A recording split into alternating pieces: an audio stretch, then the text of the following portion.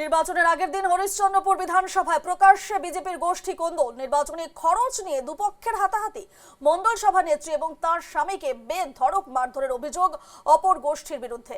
ব্যাপক উত্তেজনা এলাকায়। বিজেপি হারবে, হরিশ্চন্দ্রপুরে বিস্ফোরক দাবি আক্রান্তদের। ভোটের আগের দিন বিস্ফোরক দাবি বিজেপির মণ্ডল সভা নেত্রীর। সমগ্র ঘটনায় অস্বস্তিতে গেরুয়া শিবির। অভিযোগ, বিজেপির মণ্ডল সভানেত্রী পুষ্পা সিংহ বুথে পোলিং এজেন্টের জন্য বাড়িতে বসে ফর্ম ফিল আপ করছিলেন। ঠিক সেই সময় কনভেন আর প্রাণকৃষ্ণ দলবল তার বাড়িতে চড়া হন। নির্বাচনী খরচ নিয়ে বচসা শুরু হয় এবং এর জেরে হাতাহাতির ঘটনা ঘটে। হরিশ্চন্দ্রপুর বিধানসভায় এভাবেই প্রকাশ্যে বিজেপির গোষ্ঠী কোন্দল এবং নির্বাচনী ব্যয় নিয়ে দুপক্ষের হাতাহাতি। দেখাচ্ছে ছবি আপনাদের কিভাবে বচসা থেকে হাতাহাতি পর্যন্ত পৌঁছায় এবং বিজেপি হারবে। হরিশ্চন্দ্রপুরে বিস্ফোরক দাবি করছেন আক্রান্তরা। ভোটের আগের দিন বিস্ফোরক দাবি বিজেপির মণ্ডল সভা নেত্রী।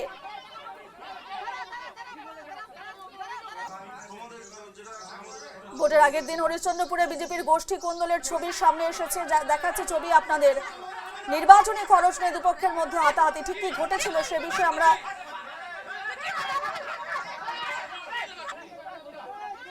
সে বিষয়ে জানবো আমাদের প্রতিনিধি তনুজের কাছ থেকে। তবে তার আগে ছবি আপনাদের এই মুহূর্তে দেখাচ্ছি। দেখুন কিভাবে বচসা থেকে একেবারে হাতাহাতি পর্যন্ত পৌঁছে যায়। নির্বাচনী খরচ নিয়ে যেভাবে দুপক্ষের মধ্যে হাতাহাতি হয় সেই ছবি এই মুহূর্তে আপনাদের দেখাচ্ছি। নির্বাচনের আগের দিন হরিশ্চন্দ্রপুর বিধানসভায় প্রকাশ্যে বিজেপির গোষ্ঠী কোন্দল। তো দায়িত্ব আর কেউ আছে, দায়িত্ব দিয়ে দাও, ভালো হবে।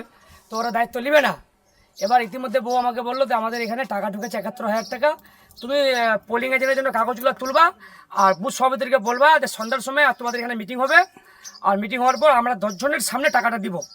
এই কথাটা বলার মধ্যে ওরা, আমি জানি না, হঠাৎ করে আমার বউ আমাকে ডাকে বলছে যে বাড়ি চলে আসছে বলে অনেকজন লোক চলে এসছে বলে, প্রচুর লোক বলে। আমি কেন এই ব্যাপার গেটে আমি যখন ঢুকেছি আমাকে টুটি ধরে এখানে একদম উঠাই দিয়েছে, একদম গেঞ্জিও ফাটে দিয়েছে, আঙুলগুলো ফেটে গেছে আমার। তারপরে আমার কিছু কার্যকর্তা আমার মণ্ডল সভাপতির আন্ডারে কাজ করছিল, ওরাও কিন্তু ভাবতে পারেনি যে এইভাবে আক্রমণ ওরা করবে। আপনারা শুনছিলেন আক্রান্ত হয়েছেন এমন ব্যক্তির বক্তব্য। এবং এই মুহূর্তে আমি চলে যাব আমাদের প্রতিনিধি তনুজের কাছে। তনুজ, যে ছবি আমরা দেখতে পেলাম এবং যে অভিযোগ উঠছে নির্বাচনী খরচ নিয়ে নাকি দুপক্ষের মধ্যে হাতাহাতি হয় এবং যার জেরে কিন্তু নির্বাচনের ঠিক আগের দিন হরিশ্চন্দ্রপুরে এভাবেই কিন্তু বিজেপির গোষ্ঠী কোন্দলের ছবির সামনে এসেছে। ঠিক কি ঘটেছিল ঘটনা, কি আপডেট রয়েছে এই মুহূর্তে?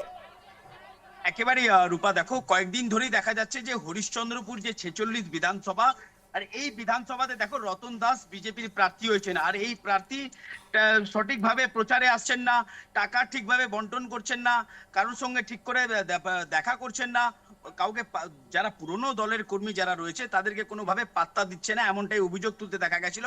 আর আজকে দেখো টাকা বন্টনকে ঘিরে একেবারে হাতাহাতিতে জড়িয়ে পড়ে বিজেপির দুই গোষ্ঠী। আর এই ঘটনাকে ঘিরে একেবারে উত্তেজনাও ছড়িয়ে পড়ে। যারা মণ্ডল সভাপতি যারা বিস্ফোরক অভিযোগ করছে যে এই টাকা বন্টনকে ঘিরে একেবারে টাকা আত্মসাৎ করছে, যারা যারা যারা চোর, যারা তোলাবাজি করে এতদিন এসেছে, তারা বিজেপিতে শীর্ষ স্থানে জায়গা পাচ্ছে। যারা পুরনো কর্মী তাদেরকে কোনো রকম ভাবে গুরুত্ব দেওয়া হচ্ছে না। আর গোটা ঘটনা নিয়ে একেবারে গোষ্ঠীদ্বন্দ্ব বিজেপির প্রকাশ্যে আসতেই সরগরম হয়ে উঠেছে এলাকা। আর এই যেটা মণ্ডল সভাপতিরা একদম পরিষ্কার ভাবে ভবিষ্যৎবাণী করে দিয়েছে, রতন দাস যিনি বিজেপির প্রার্থী হয়েছেন, পরিষ্কার জানাচ্ছে যে বিজেপির যে প্রার্থী রতন দাস তিনি একেবারে হেরে যাচ্ছেন, এবার কেউ আটকাতে পারবে না, এমনটাই মন্তব্যকে ঘিরে একেবারে শোরগোল পড়েছে। আর যা নিয়ে কটাক্ষের সুর শোনা গেছে তৃণমূলের গলায়। একেবারে তনুজ, এই ঘটনার প্রভাব কতটা ভোট বাক্সে পড়বে বলে মনে হচ্ছে? একেবারে যেটা দেখা যাচ্ছে যে যারা যে বিজেপির যে নেতা কর্মীরা যেটা জানাচ্ছে যে কোনো রকম ভাবে খরচ ঠিকঠাক ভাবে দিচ্ছেন না, আত্মসাৎ করার চেষ্টা করছেন। বিজেপি পার্টি থেকে প্রচুর টাকা এসছে কিন্তু কোন রকম ভাবে টাকা খরচ করছেন না। কিন্তু প্রশ্ন হচ্ছে যে এই যে বিজেপির মধ্যে যে কোন্দল বারবার প্রকাশ্যে আসছে, অভ্যন্তরীণ কোন্দল প্রকাশ্যে এসে পড়ছে, আর এই ঘটনায় কতটা ভোট হবে এদের বিজেপি নেতৃত্বের এখন সময়ের অপেক্ষা।